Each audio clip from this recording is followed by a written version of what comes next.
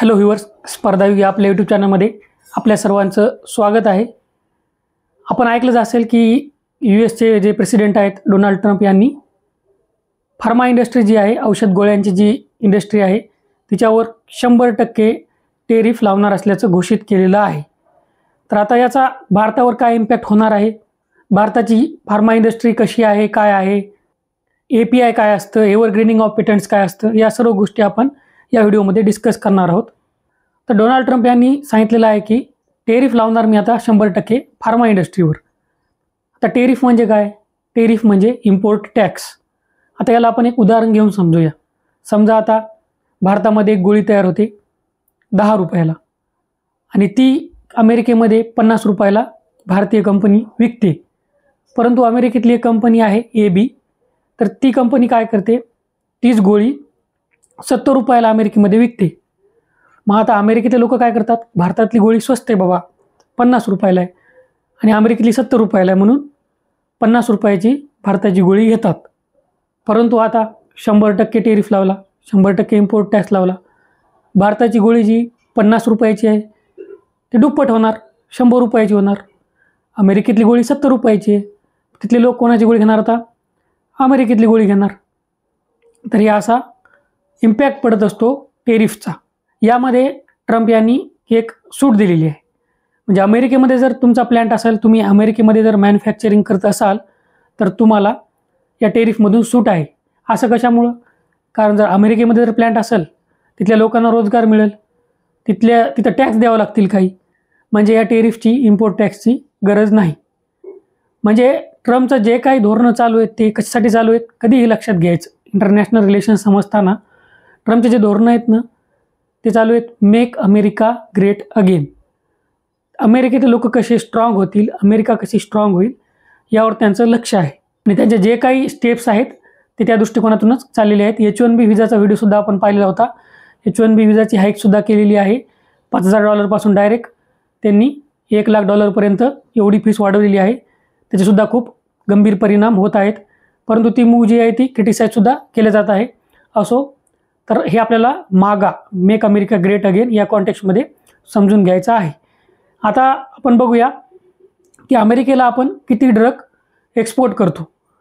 मग आता आपल्याला त्याचा इम्पॅक्ट कळेल ना, मग किती ड्रग आपण अमेरिकेला एक्सपोर्ट करतो. तर आपण आपली जेवढी मार्केट व्हॅल्यू आहे फार्मा इंडस्ट्रीची त्याच्या 1/3 म्हणजे 33% आपण अमेरिकेला एक्सपोर्ट करतो. मग आता बघा किती मोठा इम्पॅक्ट पडेल.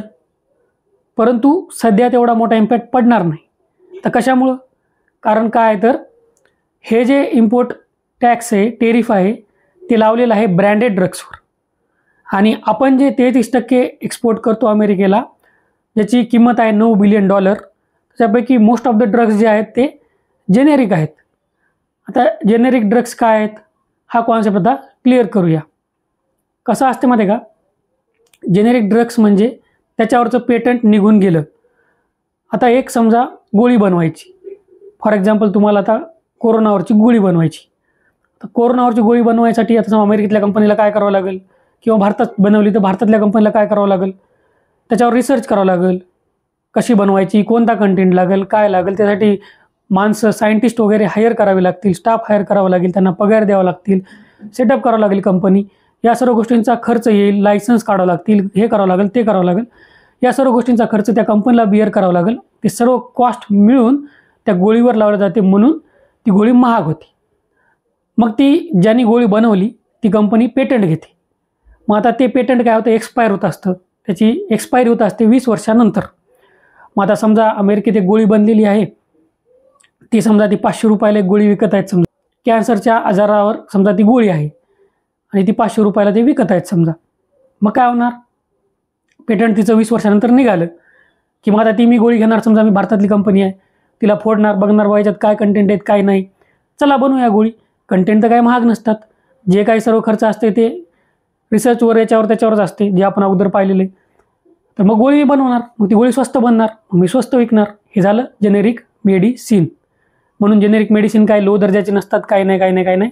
हे सर्व जे काही प्रचार केलेला आहे ते मोठमोठ्या कंपन्यांनी केलेलं आहे, हे नेहमी लक्षात घ्यायचं आहे.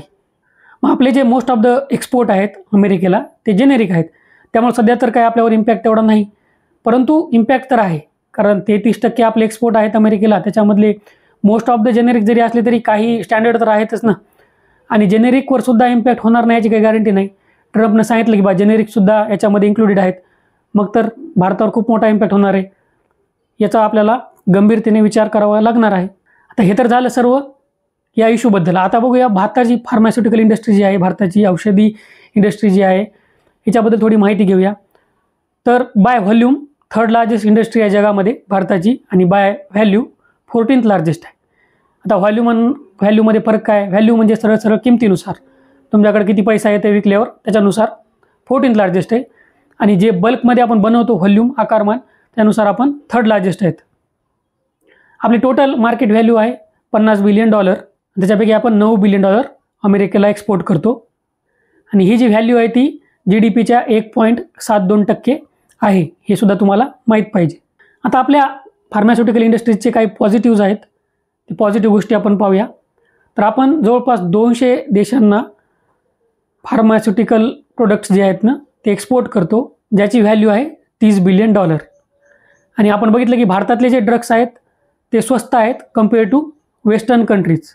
आपण प्रोडक्शन लिंक्ड इन्सेंटिव्ह ही स्कीमसुद्धा, PLI स्कीमसुद्धा सुरू केलेली आहे फार्मास्युटिकल इंडस्ट्रीमध्ये. म्हणजे याच्यामध्ये काय असतं की मॅन्युफॅक्चरिंग भारतात करा, इथं तुम्ही प्लॅन्ट इस्टॅब्लिश करा, भारतात बनवा, मग आम्ही तुम्हाला काय देऊ? आम्ही तुम्हाला सबसिडी देऊ, आम्ही तुम्हाला टॅक्समध्ये सूट देऊ, वगैरे वगैरे, या PLI स्कीमचा असा अर्थ होतो. म्हणजे बघा, सर्व देश बघत असतात की आपल्या देशामध्ये कशी मॅन्युफॅक्चरिंग वाढेल, आपल्या देशातल्या लोकांना कसा रोजगार मिळेल, आपला देश कसा पुढे जाईल. तेच अमेरिकेतले ट्रम्पसुद्धा बघत आहेत, परंतु ते जरा जास्तच जोशाने बघत आहेत आणि एकदम ते फायर मोडवर आहेत सध्या. आता 2 मुद्दे महत्त्वाचे तिथं की एव्हरग्रीनिंग ऑफ पेटंट काय. आता आपण बघितलं की ह्या ज्या वेस्टर्न कंट्रीज आहेत त्या ज्यांच्या ड्रग्स महाग असतात, मग त्यांनी रिसर्च वगैरे केलेलं आहे, सगळं केलेलं आहे, 20 वर्षानंतर त्यांचं पेटंट जात आहे, मग कोणी बनवू शकते ती गोळी किंवा औषध काय असेल ते. मग आता हे काय करतात, गरज नसलेलं एखादं फॉर्म्युला ॲड करायचा, एखादा कंपोनंट ॲड करायचा, गरज नसलेलं एखादी मेथड ॲड करायची. म्हणजे जर तुम्ही ते तोंडावाटे घेत असतील किंवा औषधामार्फत घेत असाल तर ते टॅब्लेटमार्फत करायचं, टॅब्लेटमार्फत घेत असाल तर ते इंजेक्शनमार्फत करायचं. म्हणजे असं काहीतरी इनसिग्निफिकंट चेंज करायचा जे गरज नाही, त्याला म्हणायचं एव्हरग्रीनिंग. कशासाठी करायचं हे? तर पेटंट मिळवण्यासाठी. म्हणायचं आमचं हे ड्रग असा असा आहे आणि आम्ही आता त्याच्यात थोडं चेंज केलेलं आहे, आता पेटंट पुन्हा याचं 20 वर्षानं वाढवायचं, तर याच्यासाठी हे करतात. परंतु भारताने काय केलेलं आहे, इंडियन पेटंट्स ॲक्ट 1970मध्ये सेक्शन 3D नुसार एव्हरग्रीनिंग ऑफ पेटंटला प्रतिबंध केलेला आहे. आणि नेहमी काय करतात, ह्या अमेरिका आपल्यावर दबाव टाकते एव्हरग्रीनिंग ऑफ पेटंट हे क्लॉज जे आहे सेक्शन 3D मधला ते रद्द करण्यासाठी. परंतु आपल्याला ते परवडणार नाही, कारण ते जर रद्द केला तर भारतामधले जे जेनेरिक मार्केट आहे तेच खलास होईल ना. म्हणजे भारतामध्ये सुद्धा मग किती औषधं महाग होतील. भारतामध्ये पॉवर्टी आहे, गरिबी आहे, भारतासारख्या देशाला ते परवडत नाही. तर या सर्व गोष्टी आपण अशा पाहायच्या असतात. तर दुसरा एक सर्वात मोठा कन्सर्न भारताच्या फार्मा इंडस्ट्रीचा काय माहिती आहे का, म्हणजे सगळ्यात मोठी समस्या आहे भारताच्या औषधी इंडस्ट्रीची, की 70% API जे आहेत ते आपण चायनामधून इम्पोर्ट करतो. आता API काय भानगडे? APIचा फुल फॉर्म आहे ॲक्टिव्ह फार्मास्युटिकल इन्ग्रेडियंट. म्हणजे हे काय, हे इन्ग्रेडियंट जो असतो, म्हणजे तुम्ही समजा गोळी घेतली एखादी, तुम्हाला एक उदाहरण सांगतो, समजा क्रोसिन गोळी. क्रोसिन गोळीमध्ये API ॲक्टिव्ह फार्मास्युटिकल इन्ग्रेडियंट आहे पॅरासिटामॉल. मेन तो इन्ग्रेडियंट काम करतो तुमच्या आजारावर, तो झाला API. तर 70% API आपण चायनाकडून इम्पोर्ट करतो. किती मोठा कन्सर्न आहे आपल्या फार्मास्युटिकल इंडस्ट्रीजचा. बाकी जर जे काय आहे गोळीमध्ये किंवा औषधामध्ये काय असते, API एक मेन घटक असतात, बाकीचे मग अदर घटक असतात. उदाहरणार्थ क्रोसिनची गोळी आहे, क्रोसिनच्या गोळीमध्ये API बघितला आपण पॅरासिटामॉल आहे. त्यानंतर बाकीच्या काय गोष्टी आहेत ते कवर आहे, त्याच्यामध्ये मग कोणत्या कंपोनंटचं कोणत्या सबस्टन्सचं ते कवर आहे, किंवा तुमच्या शरीरामध्ये गेल्यावर काही इम्पॅक्ट होणे म्हणून काही पदार्थ ॲड करावे लागतात का, या सर्व गोष्टी अदर इन्ग्रेडियंटमध्ये आल्या. हे एवढे काही सिग्निफिकंट नसतात. मेन असते API, तेच आपण 70% चायनामधून इम्पोर्ट करतो. त्यामुळं मोठा कन्सर्न आहे. त्याच्यामुळेच हे production linked incentive scheme, bulk pharma parks, म्हणजे बल्कमध्ये प्रोडक्शन करा फार्मास्युटिकल ड्रग्सचं, औषधीचं, त्याला आपण उत्तेजन देत आहोत. अशा प्रकारे आपण सर्व मुद्दे क्लिअर केलेले आहेत. आय होप की हे सर्व गोष्टी तुम्हाला क्लिअर झालेल्या असतील आणि आशा करतो ह्या व्हिडिओमध्ये तुम्हाला फायदा होईल. All the best. थँक्यू.